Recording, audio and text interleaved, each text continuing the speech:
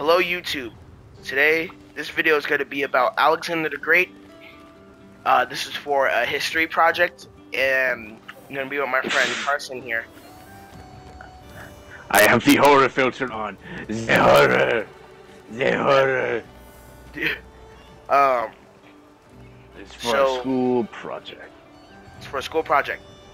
So we're just going to be playing Monster Hunter while I hunt monsters and talk about this. So, first things first, what did he accomplish? Alexander the Great accomplished to conquer the Eastern Mediterranean, the Eastern Mediterranean, Egypt, the Middle East, and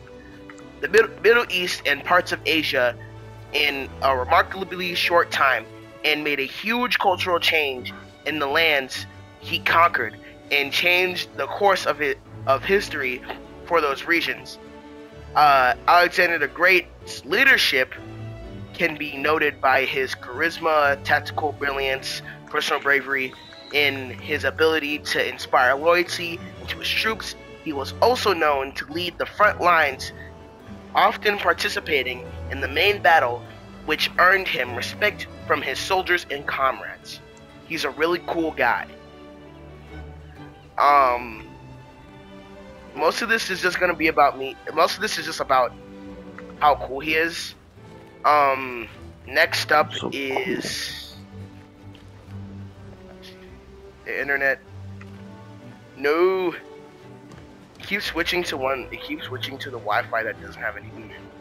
Okay, anyways, this next one is about how he changed art. But he didn't really do much to change art, aside from like making some coins that has his face on it, and that's pretty much it. He didn't change art at all. The most he did was conquer shit. That's his entire thing, is that he conquers stuff. Like, he spent his entire rule conquering places and taking over places, and that's it. His labor system, which is not very surprising, he used slaves like every other leader at that time did. It's not really, whoa, he used slaves? It's not that big of a deal. He's from Greece. Alright, he used slaves.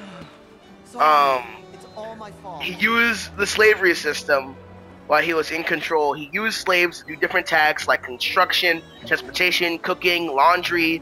They would also clear land, dig ditches, cut and haul wood, kill livestock, and make repairs to buildings. That's basically a job, but think of a job, but you're unpaid. That's it.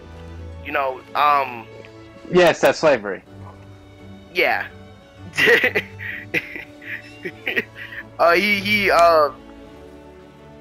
He also used them for smithing stuff. Why are you laughing? Slavery is not funny. Anyways, how did he change? How did his government, next up is how did the empire's government change over time? Alexander's campaigns changed trade because of increased connection with the West and East, and other places in the East were significantly exposed to Greek and its civilization, and remained dominant for the next 300 years. Pretty crazy. The course of Alexander's conquests, he founded 20 cities that have the same name as him. You can tell how big his ego was.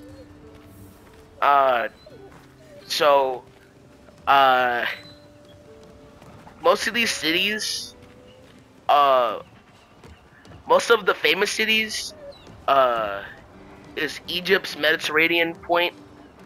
One of these famous cities is Egypt's Mediterranean port of Alexandria. That's one of the famous cities that have the same name as him.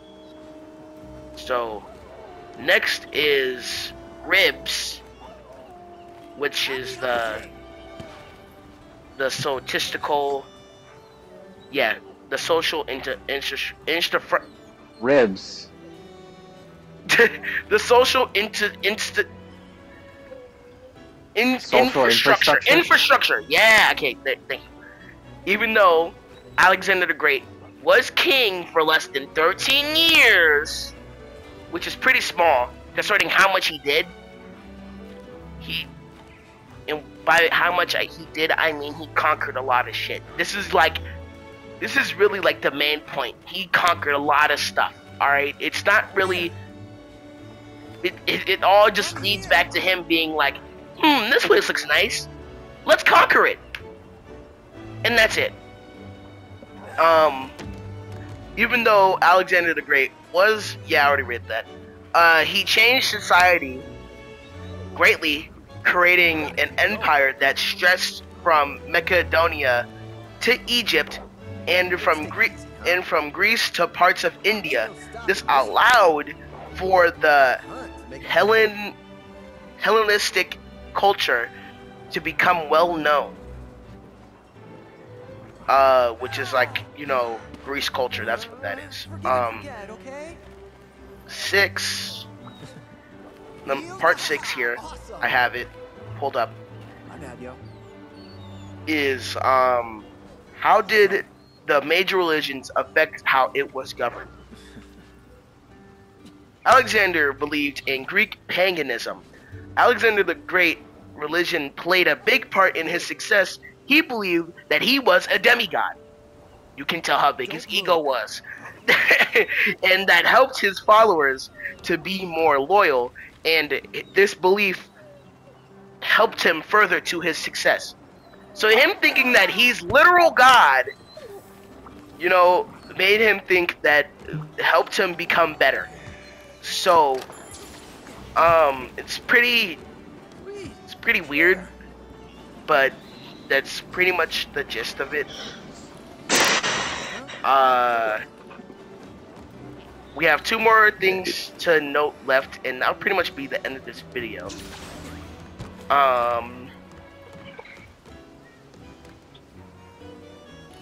Number 7, the trade routes. This is pretty cool information. How he helped the trade routes greatly. Alexander is conquering increased connections in the west and the east, making it easier to trade goods across the lands. And when he invaded Persia, yes, he invaded Persia, it made it even easier to trade and give traders the opportunity to trade silver and gold. But Alexander turned the silver and gold into coinage. What? His empire sold things like metals, spices, and animals to the lands of the extended west. So, yeah. Then we have death and autopsy. This is my favorite part. Yeah. Alexander the Great's empire fell because of his inability to diligent work or responsibility, caused his empire to cripple and collapse over time, and caused chaos in Greece. But also caused his empire to fall is his death, causing the empire to split into 4 sectors and was plunged into a 4-year war. Lol. And that is my video on Alexander the Great. I hope you guys liked it, and it was pretty cool information. And it's crazy how just like this one guy who was really cocky and thought he was a god and caused all of this bull crap, died and caused everything to go into a 4-year war. It's just really interesting. And to wrap up basically who Alexander the Great was, he was a big, giant douchebag who liked taking over places and didn't know how to take care of his army. So, yeah. Thank you guys for watching. Hope you have a nice day. And Tenno God out.